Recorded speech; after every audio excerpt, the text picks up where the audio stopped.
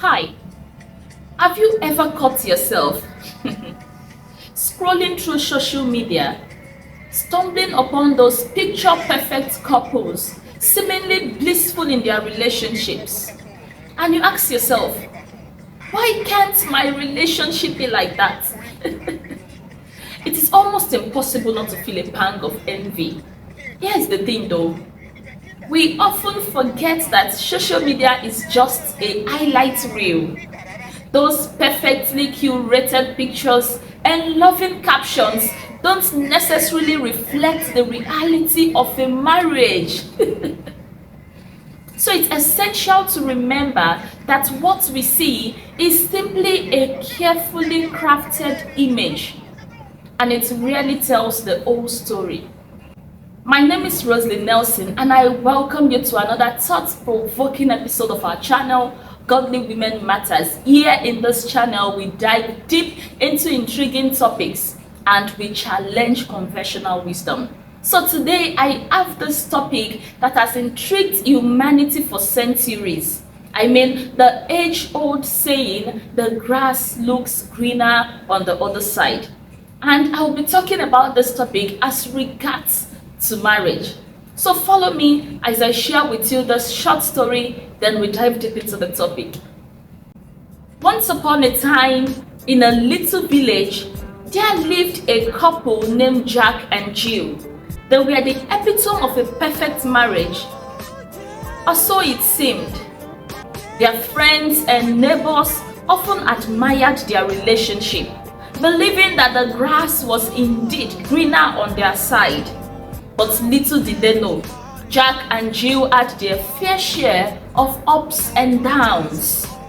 One sunny afternoon, as Jack was tending to his garden, he couldn't help but notice his neighbor, Mr. Thompson, happily scrolling hand in hand with his wife. They seemed so content, and Jack couldn't help but feel a pang of envy. The grass must be greener on their side, he thought to himself. Feeling a sudden urge to confide in someone, Jack decided to share his thoughts with his best friend Tom. Tom, being the wise and witty friend that he was, listened intently before offering his perspective. Jack, my friend, the grass may appear greener on the other side, but remember, appearances can be deceiving. Every marriage has its own challenges, even the seemingly perfect ones. Jack pondered Tom's words and realized that he had been so focused on what he perceived as the Thompsons' perfect marriage that he had neglected to appreciate the beauty in his own relationship with Jill. He decided to have an open and honest conversation with her, sharing his feelings of envy and insecurity. To his surprise, Jill confessed that she too had been feeling the same way. They both realized that they had been taking each other for granted, failing to communicate their needs and desires. Together, they made a pact to work on their marriage, nurturing it with love, understanding, and open communication.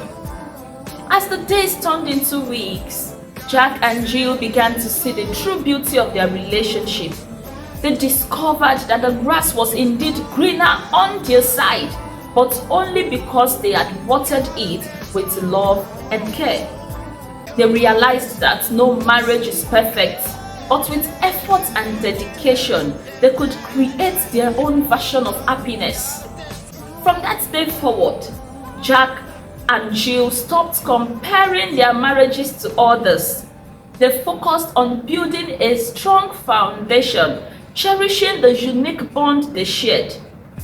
And as they looked out into their garden, they realized that the grass was not only greener on their side, but it was also more vibrant and alive than ever before. Now, listening to this story, you tend to see that this is the situation that most people have found themselves. In our quest for lasting happiness, fulfillment, many people tend to find themselves wondering if someone else's marriage is better than theirs. You know, we often see snippets of other people's relationship through the lens of social media. So as a result, they believe that those people's lives are filled with romance and bliss and, you know, enjoyment. But is this perception the reality?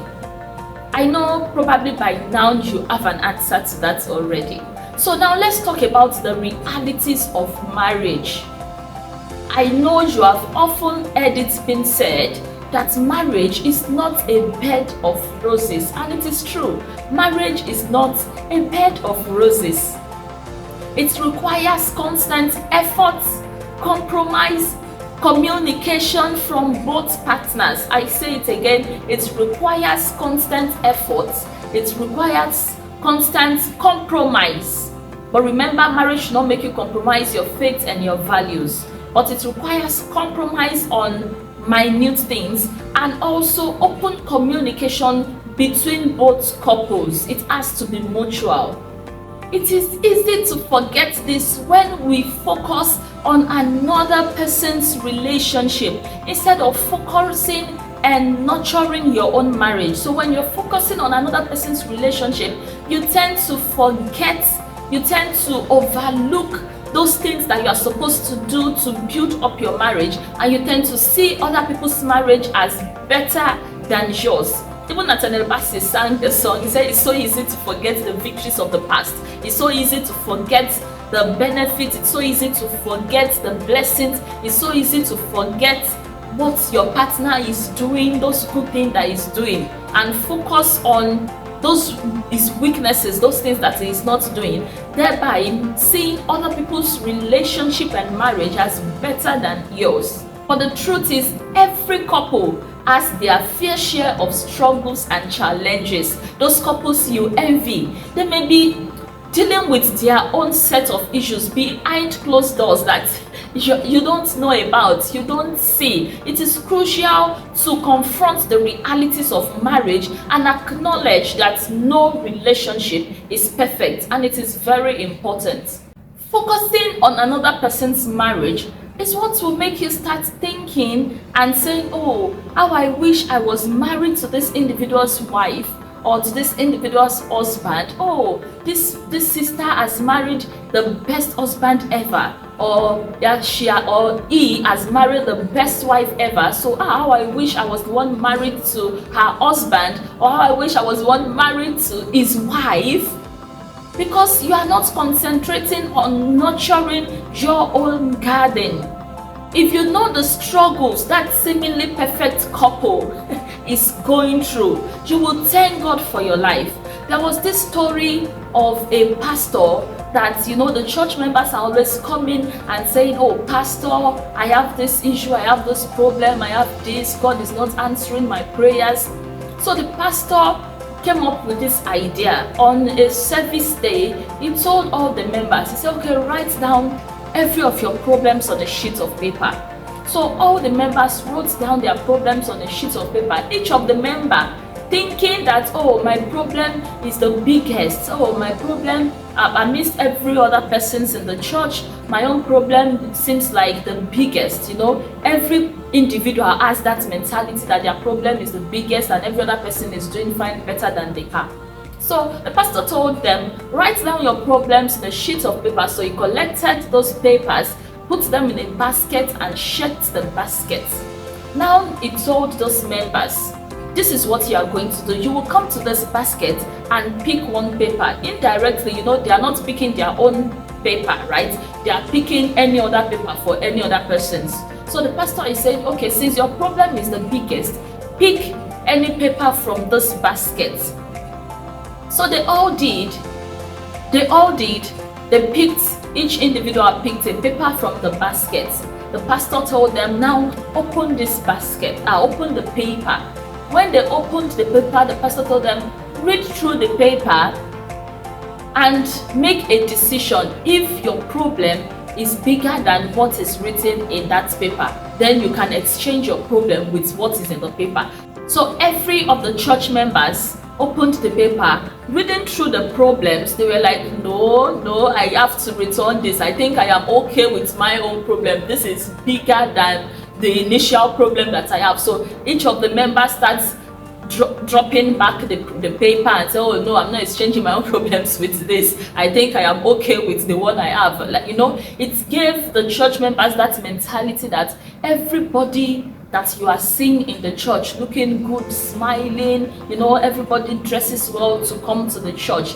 That is not the reality behind closed doors. So looking at your own marriage and saying, oh, this other individual's marriage is better than mine, my husband is not doing well, my husband he doesn't love me, every of those, and saying, oh, this other person's marriage is perfect, this other person is doing well, I wish I was the one married, I wish I was the one in that relationship.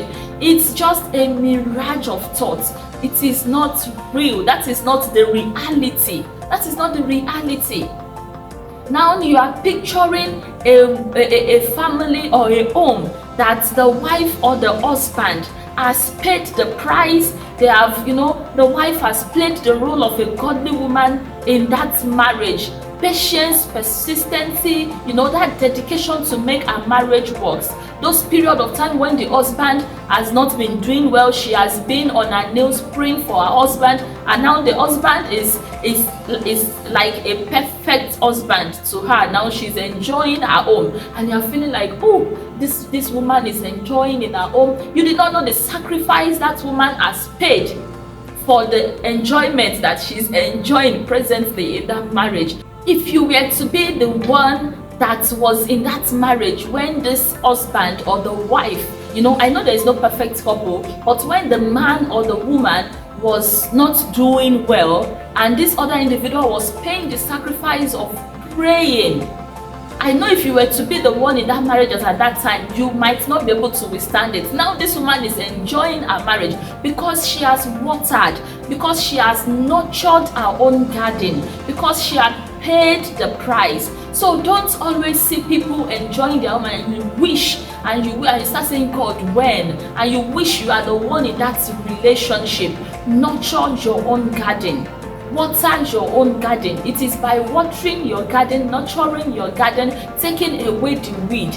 There is no way weed will grow in a garden. You have that responsibility to take away the weed, nurture the garden, water it, plow it, and everything would look good. So you can, by your own self, by the help of the Holy Spirit, trust God to help you make your marriage the envy of others. Our fascination with the grass being greener on the other side tends to come as a result of the unknown, because humans are naturally curious beings.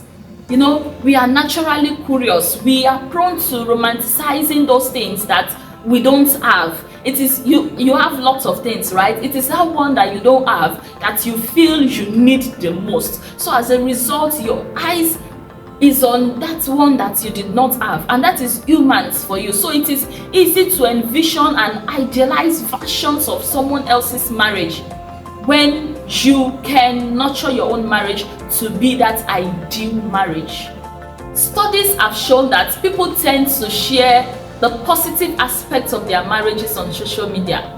You wouldn't see people coming to social media, except the marriage is about to break, and coming to defend themselves on social media and say, oh, he did this, it's just as a result of defense. But coming to social media, you see people sharing, positive pictures about their marriage, telling you, oh, this and that, and you tend to think that is all, and that builds a perfection of a happy couple or the perfect couple. But without intimate knowledge of the dynamics and challenges others face in their relationship, we risk falling into the trap of perception versus reality. There is a difference between reality, like the real thing, and perception, what we perceive as a result of what we see, especially on the social media space. So rather than constantly longing for what others have, and I think this topic is not just limited to marriage. It is it spans around every fear of an individual rather than focusing, constantly longing on what another person have. It's time to start working on your own relationship, start working on your own self, and nurturing your own garden, so to speak. Instead of comparing yourself to others, invest your energy on strengthening the bond you have with your partner. Invest your energy on strengthening the bond you have with your partner. Communication, I said that earlier, open communication, mutual respect, quality time, and other things depending on the love language of your partner. For your partner, it might be gifts, it might be giving of gifts, it might be words of affirmation. Focus on those things that will make your marriage work. Focus on those things that is peculiar to you. Don't compare, don't imitate another person's marriage. Your marriage will not be successful by imitating another person's marriage. All of these things, communication, mutual respect, and quality time, are key ingredients in making your relationship thrive. So it is time it is time we stop focusing on the grass that is on the other side and start watering our own grass so that it would bloom and blossom. Another way to combat the attractiveness or the allure of the grass being greener on the other side is by cultivating gratitude. Be grateful for what you have instead of fixating on what you lack. Take a moment to appreciate the wonderful aspects of your relationship. Remember why you fell in love with your partner in the first place and identify those amazing qualities that they bring to your life. Focus on the strengths and not on the weakness. If you have to even look into the weakness, it is to help to make those weaknesses a strength, or to help to be an helpmate in those areas of his weaknesses, to help complement those weaknesses to become his strength. So by practicing gratitude, you shift your focus from comparison to appreciation, fostering a stronger and a happier relationship. Very important. Sometimes we need a helping hand or a fresh perspective to navigate the challenges of marriage. This is where seeking support can make a significant impact, a significant difference. So whether it's through couples therapy, close friends, educational resources, reaching out for guidance, all of this can help you gain new insights as to what relationship is all about. Relationship is not a bed of roses. There are ups and downs. There are times that you will be on the hill, there are times that you'll be on the valley. So it is important that you reach out for guidance when it is necessary. There are times that you attend couples therapy, you go for couples therapy, you attend seminars. It's essential to invest in personal development for the growth of our relationship. It is crucial to remember that every marriage faces challenges, and what you consider as a perfect union to outsiders has its own struggles behind closed doors. For others it might be financial stress, for another it might be parenting difficulties, for others it might be personal insecurities.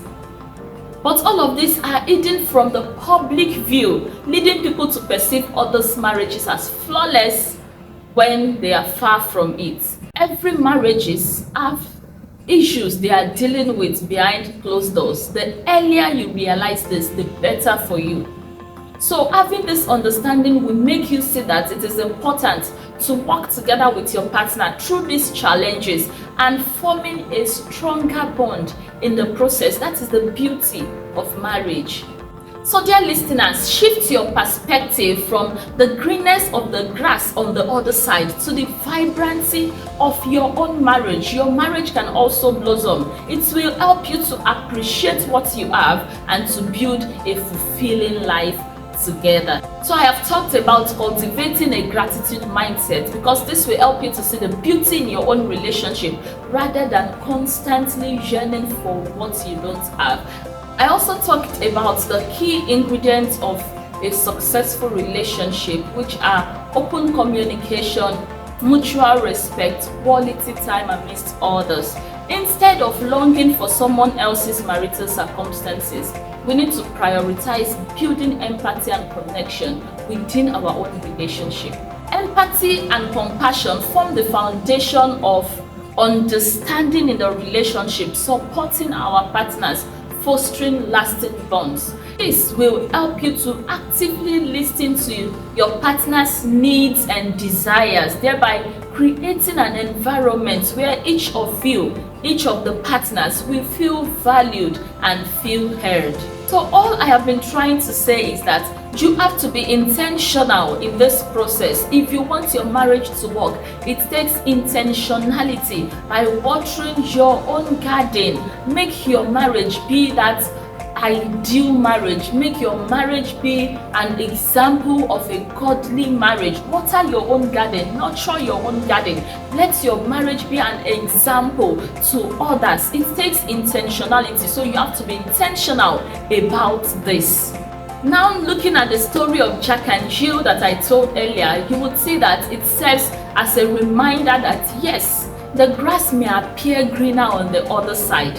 It might appear greener on the other side, but that is not the reality. True happiness lies in nurturing the love that you have, for it is in your own garden that the most beautiful flowers blossom.